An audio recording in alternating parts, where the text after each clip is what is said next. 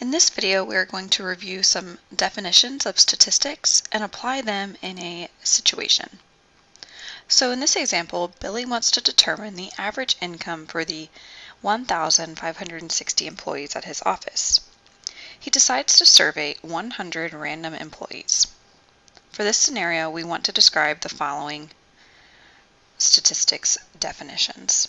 So in this scenario, what is the population of interest? So as a reminder, our population is the total collection of whatever we are interested in studying.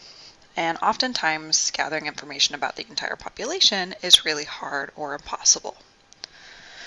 So the population for this scenario is every one of these 1,560 employees.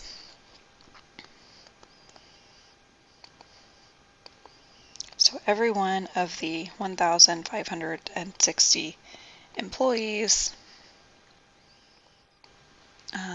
at Billy's office.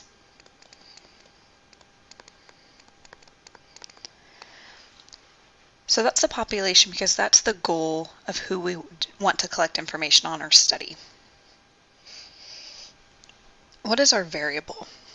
So our variable is some unknown characteristic that we are interested in finding more about. So for this scenario, we want to know the income. We want to collect their income.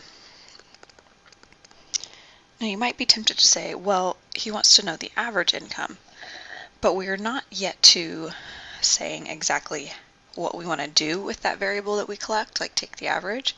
We're just saying what is that thing that we want to collect from all 1,560 people, and it's their income.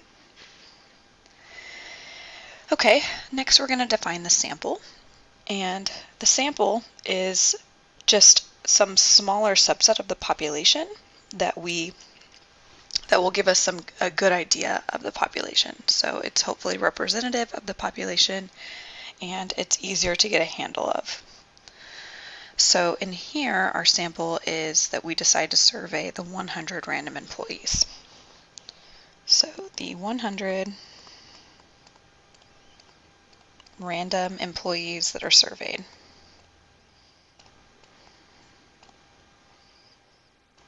So 100 is a lot easier to get information on than all 1,560, and it's random, so it represents the population. Okay, so the data. So the data is just some information about our population or our sample. And this data could be numbers or it could be words. It depends on what we're collecting. So here, the data, I kind of like to think about if I'm collecting this and I'm putting this information into a spreadsheet, what does it look like? So what actually goes into the spreadsheet? So our data here is just simply the income value for each of the 100 people that we survey. So the income, so that's what we're collecting. Remember, that's our variable for each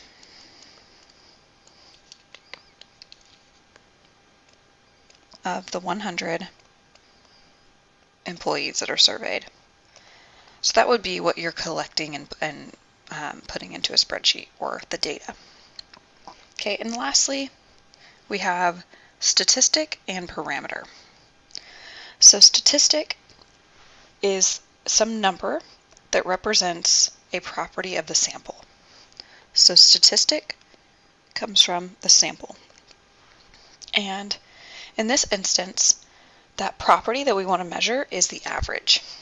So it is the average income of the 100 employees surveyed. Now I said that it was of the 100 because statistics come from the sample, and our sample is the 100 employees. Now parameters come from the population.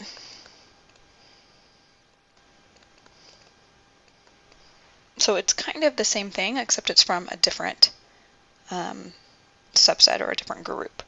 So the parameter is some number that represents some property, in this case the average, depending on how we want to collect it. Maybe we want to get an average, maybe we want to get a median, but it comes from the population. So here would be the average income of all 1,560 employees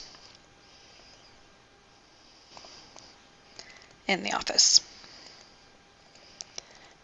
Now, oftentimes we don't actually know this value, but that's what we're trying to estimate. And we do that by actually calculating the statistic, the average from the sample of 100. All right, so those are our definitions that we use in statistics, that we, want to know what the difference between all these is. And when we get some scenario that describes some experiment, we can apply those definitions.